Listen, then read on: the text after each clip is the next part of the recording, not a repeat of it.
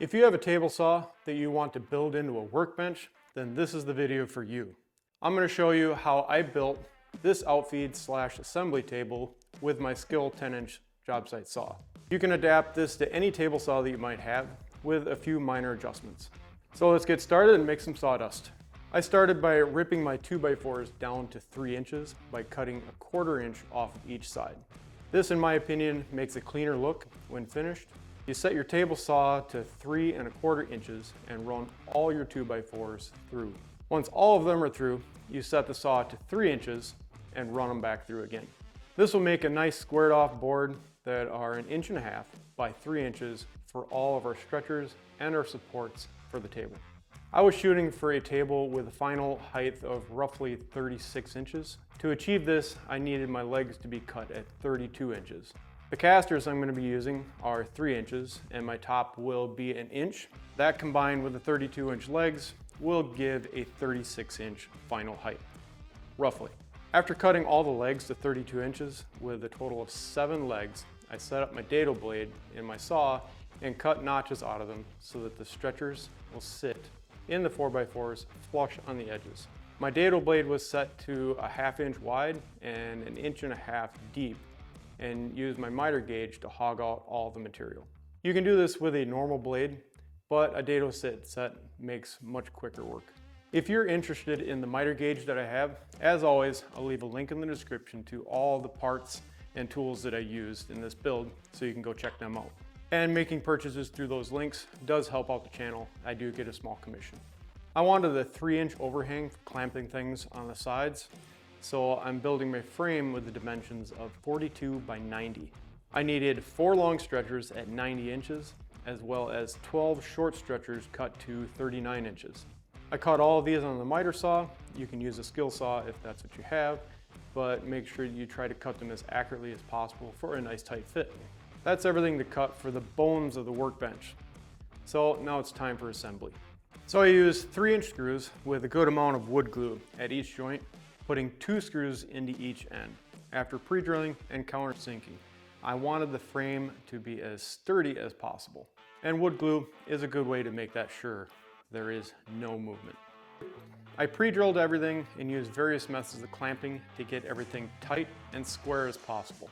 Take your time with this part. The closer you get everything to square will make putting in the shelf on the bottom as well as the rest of the steps go smoother.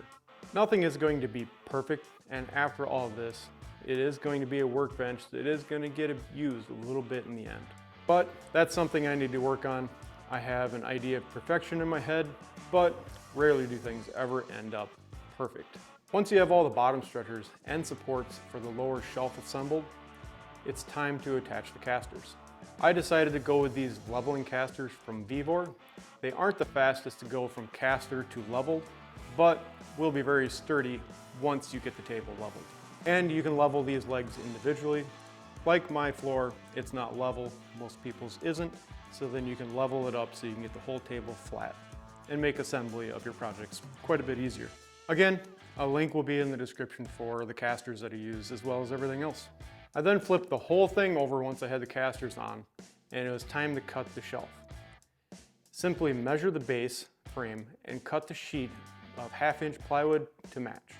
I didn't have a track saw at this time, a little foreshadowing, for all the straight cuts, so I used my Craig AccuCut to make the cross cut, but you can do this with a skil saw and a straight edge. Go ahead and notch out all the 4x4 spots. Make sure that you get them all measured correctly, measure twice, cut once, so that everything is a nice tight fit the first time.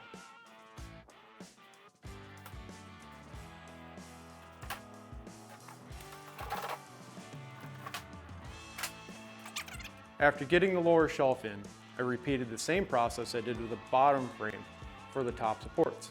These are for the tabletop, so you want these as flat as possible.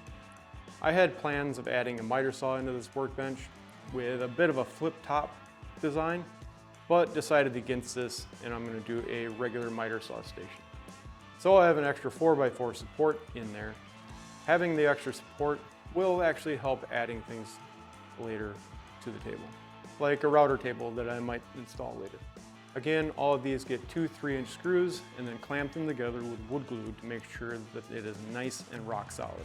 This is where my order of assembly gets a little bit messed up, and you can either follow along and make the same mistakes I did, or you can mix some of these steps up to make your life a little bit easier. I took shims and went around leveling everywhere that I could. There may be a dip from the construction lumber bowing and drying out a little bit, like most construction lumber does.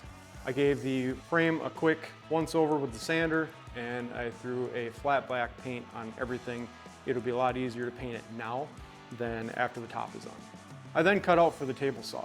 This is going to vary on your saw and where you want to put the saw actually in the table itself. I centered the saw on the table to give me the most support on each side of the saw that I possibly could. I measured the saw and then made the cuts where I saw them appropriate. Again, you'll have to measure your saw and make those cuts according to you and your saw. My saw is roughly 15 inches high, so for the stand that the saw sits on, I knew that I was going to have a 1-inch top, so that's 16 inches, and I wanted to go an inch below that so that way I could shim up and get the table just a little bit higher than the table. That way when you're running your material through, you're not catching on the table. I used pocket hole screws to hold all the supports for the table saw, and again, various ways of clamping to hold it so that everything is level and square and flush to the edges. And I used another 1/2-inch piece of plywood that I had laying around and cut it to the actual dimensions that I framed up, notching around all the 4x4s. I attached all of them with 2-inch screws, but I did not glue any parts in this that hold the saw, just in case I get a different saw and I need to adjust all the measurements and the heights. Because you never know when you're going to upgrade your saw or the saw is going to go out on you. And again, I went and gave a quick coat of paint on all the stuff that I installed after I did the last paint job. Now that everything is built for the table saw itself, I moved on to the bench top using 3/4 inch MDF that I laminated with a 1/4 inch piece of plywood. I set everything up on foam board, putting the MDF on first, so that way after gluing, I can cut down the edges without cutting into my frame. I spread a liberal amount of glue onto the MDF and spread it out for even coverage. Taking the plywood, I laid it on top.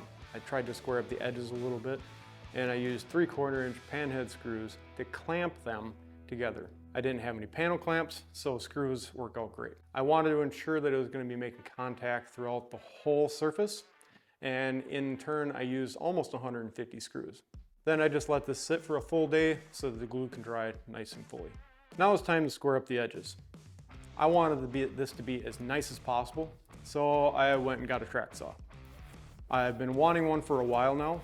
I was going to buy a cheap M18 Track Saw from Amazon, which would have been okay for most circumstances, but I opted for the M18 Track Saw from Milwaukee since I'm already invested in the platform. And if you do go this route, you can save a good amount of money by getting the tracks for Wen instead of buying the Milwaukee tracks.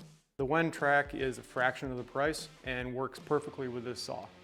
Milwaukee wants $140 for one 55-inch track, whereas the Wen track is $80 for 110 inches of track, and it works perfect. I cut down the top after knowing where my table saw is going to sit to make flipping it over a little bit easier.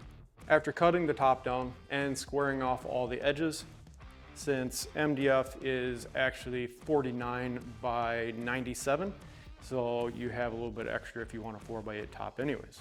Flipping this over is a bit of a beast. A 3/4 inch sheet of MDF is right at the 100 pounds, and then add the 20 pound 1/4 inch plywood and you have a laminated top that weighs almost 120 pounds. This would definitely be easier with a second helping hand, but manageable if you cut it down to size like I did. Once flipped, I centered it for an even overhang, and I used these L brackets to secure the top and make it easier to replace if it ever gets damaged. Now I put the table saw in, making sure that it's sitting nicely where you want it. Shim it up so that the saw sits slightly above your table. This way, no wood will get caught as you push it through the saw.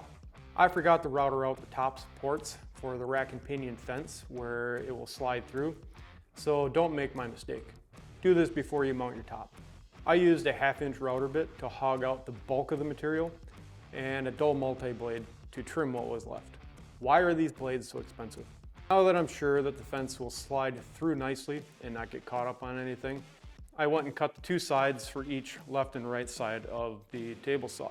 You cut these to the same width of the rack and pinion fence and maybe a little bit shorter, that way you have a little leeway when sliding your fence out.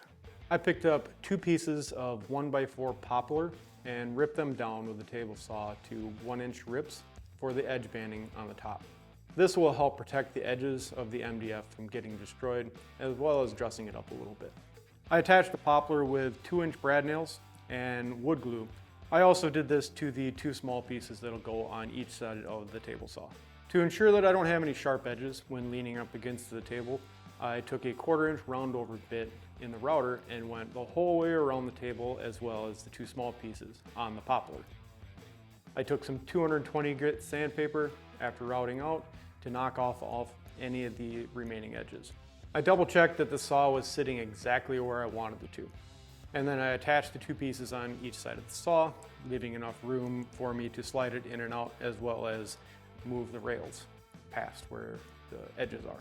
Make sure that these are level with the table saw, as well as with the larger work surface. Playing cards make great shims, and I've used them all over on this workbench as well as other things. If you're ever going to use a miter gauge on your table saw after doing this, you need to route out a small slot in your big table so that the miter gauge can slide past the blade.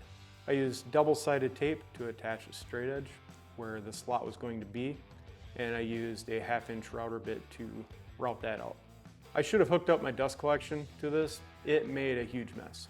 The last thing to do before finishing the top is to add a piece so that when I slide in the table saw, it will stop exactly where I want it to. So I decided to seal the top with shellac. This will help seal it from moisture, glue, and finishes that I might spill on it. I struggled finding a good way to apply this. I tried a foam brush, a regular brush, and both of them kept leaving a really unsightly finish on it. The problem I was having was you need to keep a wet edge as you apply this.